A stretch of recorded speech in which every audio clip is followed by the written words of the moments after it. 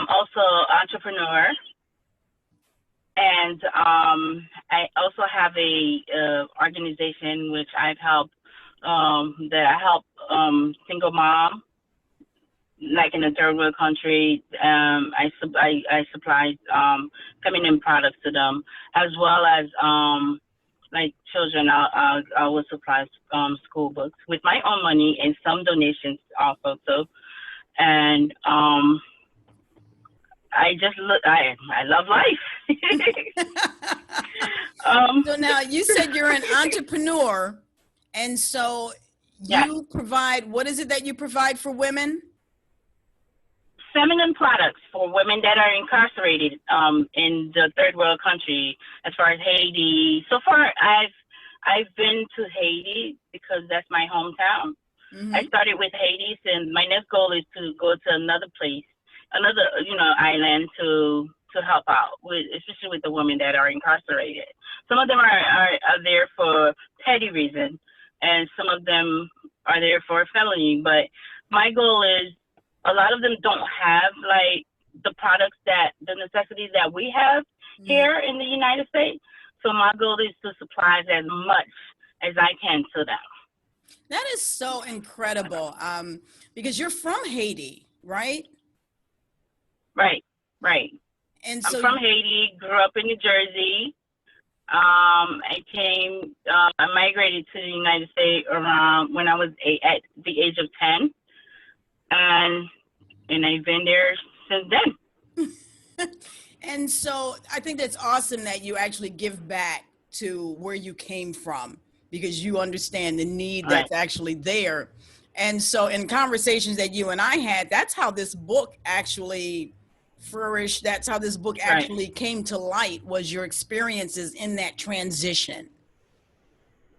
Right. So tell us about the book.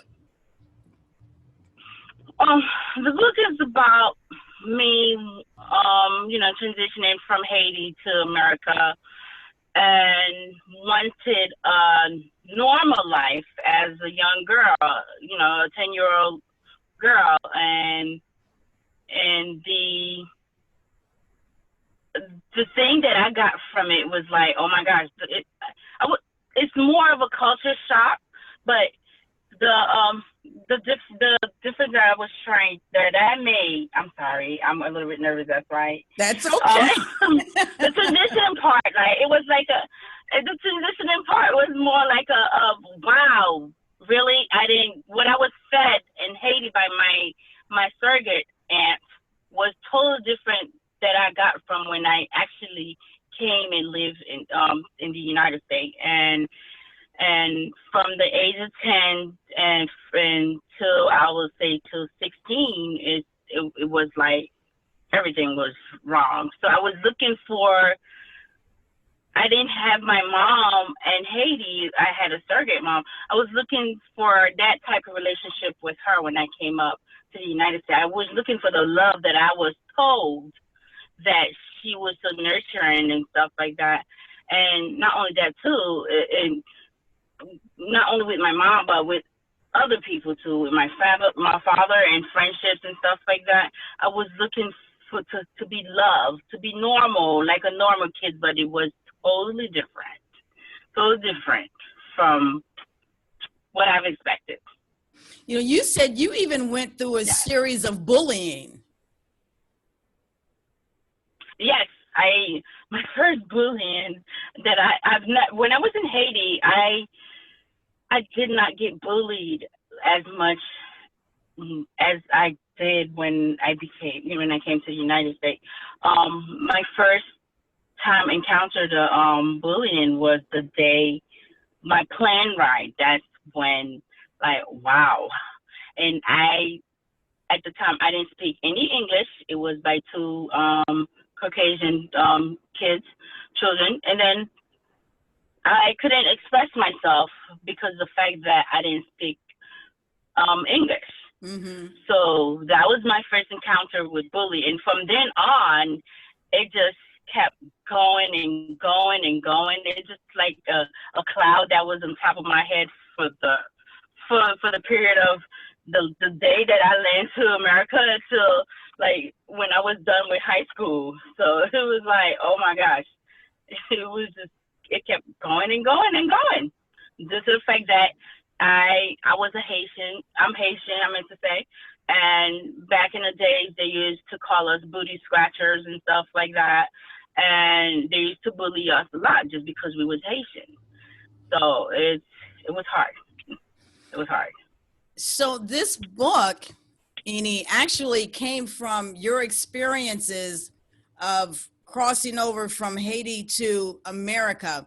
So what did you experience that made you decide, I want to put this in a book? Well, I've experienced abuse,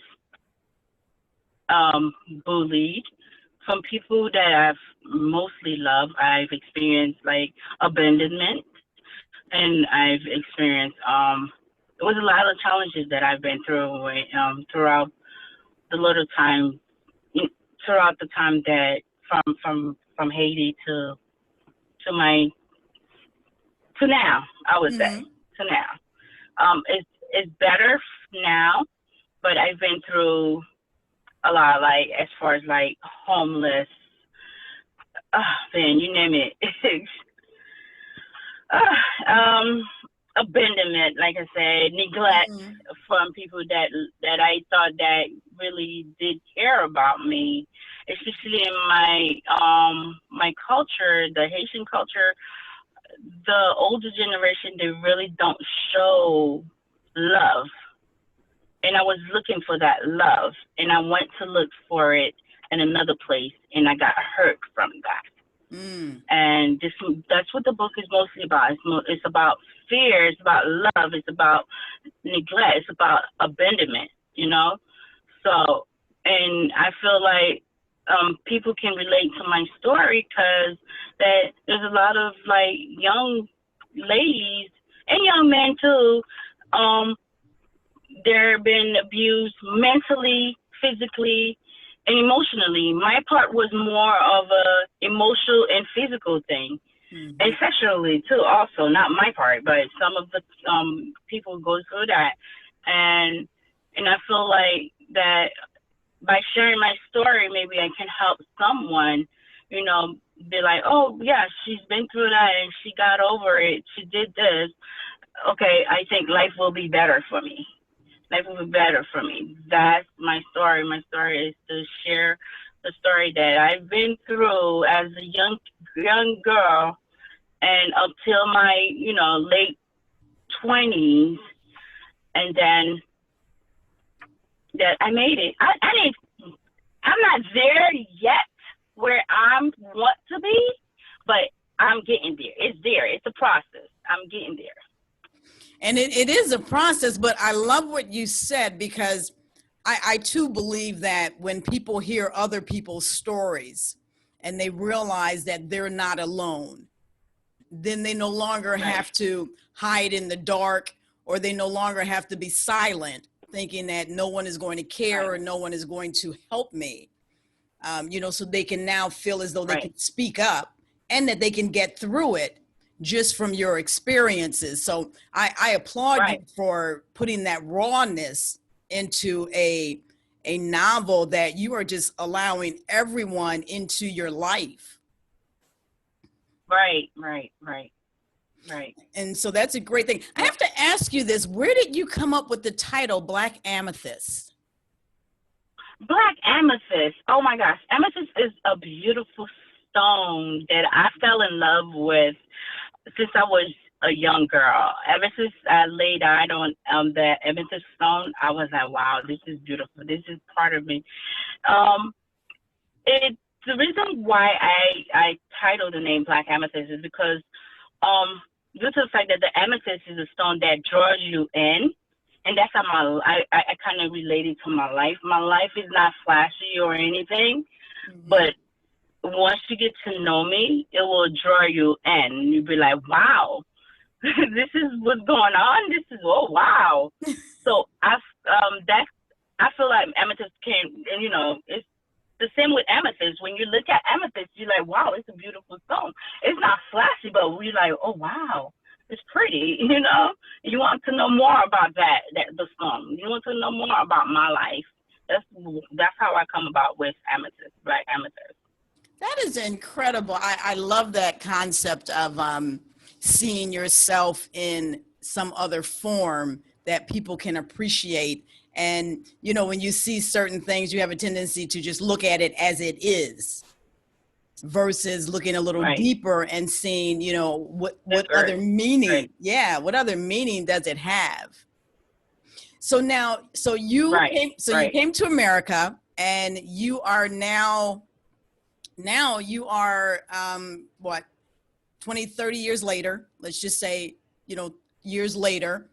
And so what would you tell yourself at 10 when you look at where you are now, and that scared little girl that at 10 years old had all of these misconceptions about where she came from and where she's going? What would you tell yourself that you think would make you feel better? Wow, it's funny that you mentioned that. I did mention something like that in my book too. I will tell myself not to give up, because that's what's stressing me, really. Like, what I've been through really drowned me for who I am now. Even though it was rough, it was really, it was hell. So it strengthened me, it grounds me, and so I would say, no, don't give up. Whatever life throws at you, don't give up. Don't give up. There is a light. There is a light at the tunnel. There is. And you're living proof of that, right? That there is light at the end of the tunnel. You know, and I think that for readers, so guys, here it is. I mean, this is an autobiography. This is an autobiography of Edie Veillard, a native of Haiti that had come over to America as a child and just went through so many things that were unexpected and just not what she dreamed of coming to a new place and a new beginning and a new start. And she made it through and came back and said, you know what, not only that, but helping those that she left behind. Helping those women that are actually incarcerated. I think I applaud that also. This book, it's going to touch your heart. It is truly going to touch your heart. It's going to open up your eyes, because I do also believe that there are people in circumstances, when we look at what's happening today during this pandemic and everybody being quarantined and attitudes have risen, you know, a lot of things has risen and increased, and things are now more volatile in situations where you usually had an out and now you don't, because you can't leave. And so this is a great opportunity, and it's timely. It is so very timely, which was the other thing I thought about, was how timely this book is, especially at the situation that we are now. And this book is available on Amazon. So you can go onto Amazon and get Black Amethyst, Misconception, Soul of an Immigrant, and hear the story of a young girl that came from a place she knew to a place she had no idea and had never been to before, and how life has just evolved her into this woman that is so vibrant and beautiful and has a heart of gold, that is actually giving back in the midst of everything else that's going on. So I listen, this is a great book. This is a great book. You got to get the book. Yes. So thank you. Now so the book came on the shelf April 25th. So now this is, my gosh, it hasn't even been a month. It's been about a week.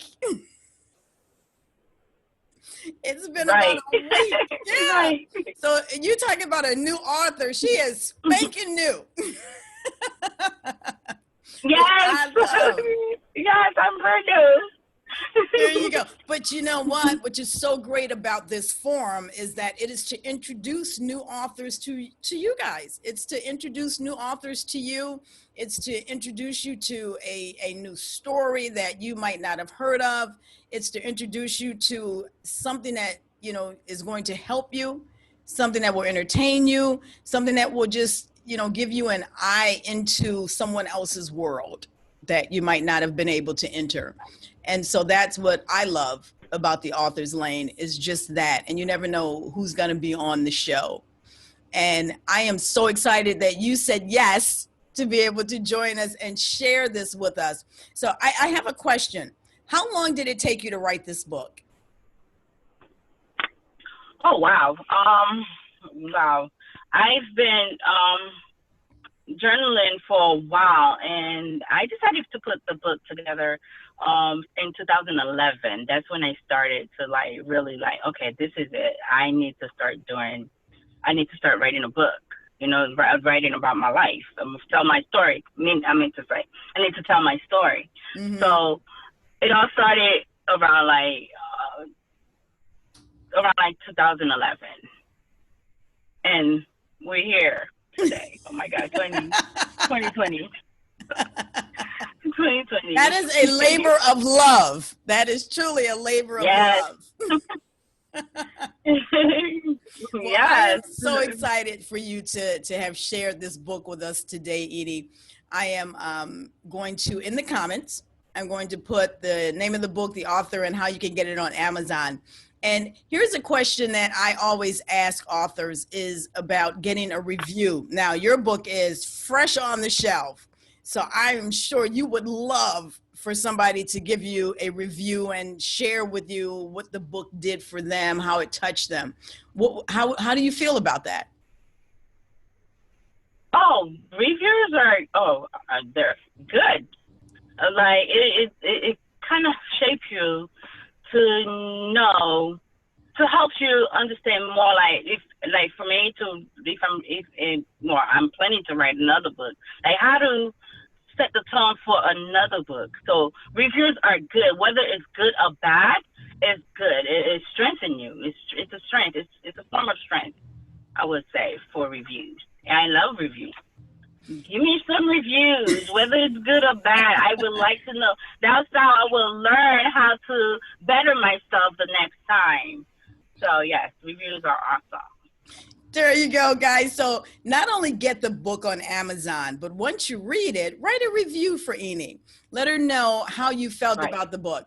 And, as authors, we always ask for reviews, and regardless as to whether it's a good review, which we love, or a nicely crafted critique of the book that shares what we might have missed the mark on, or something that you were expecting that it didn't do for you. So definitely do that. Share it with us. And you are actually putting together a website for the book itself? Correct, yes. It's in the process. It should be, I should have it, I would say, within 2 weeks, I should have it. Okay. It's in the process. So now, are you on Facebook? Yes, I'm on Facebook. It's Author Veillard on Facebook. And I'm also on IG. It's Ms. IV_89. And I'm going to put all of that in the comments for you guys. So you can follow her and find out when this next book comes out. And you can also put a review on any one of the platforms. So you have a couple of options there. So thank you so much for joining us today. I am so excited to be able to share this book on the Author's Lane with our readers and our audience today. And so again, thank you so much. Thank you. Thank you for having me. Thank you. You are very welcome. Now, don't you go anywhere, because I am just going to close the show out. Thank you guys so much for joining us today on the Author's Lane. Today you met Edie Veillard, the author of Black Amethyst, Misconception Soul of an Immigrant, an autobiography of her life from Haiti transitioning to America and the misconceptions that followed. Definitely get the book. It's available on Amazon. Follow her on Instagram at IV_89. There'll be a website coming out soon for the book. But in the meantime, you got to get the book. That's all I'm saying, is you got to get the book. So thank you so much for joining us today on the Author's Lane. And remember, every day, actually Tuesday through Friday, at 3 p.m. and then at 8 p.m., we always have the Author's Lane watch party, where you actually get to ask questions of the author. You get to ask those questions about the book itself, about the author's life, the author's purpose, whatever it is that you are interested in knowing, how to even get a book started if that's your question. There will be someone there to answer this for you. We'll be there. It'll be us. So join us again every day, Tuesday through Friday at 3 p.m. on Facebook at riseandshine.success, where we love to bring authors of all genres to you to share with you their passion, their hearts, and their inspiration. So continue to follow us. If you are looking for the past authors, you can go to YouTube at Cheryl Mays. You can also see the past interviews on Facebook at riseandshine.success. In case you missed someone, there have been so many genres of self-improvement, health and wellness, business acumen, leadership, autobiographies. You never know who you're going to meet. So definitely follow us, like the business page, so that way you can be notified when we go live daily. And you also have the opportunity to join us each night on the Author's Lane Watch Party. So again, Cheryl Mays from Rise and Shine CF, the host of the Author's Lane, and you have an amazing day.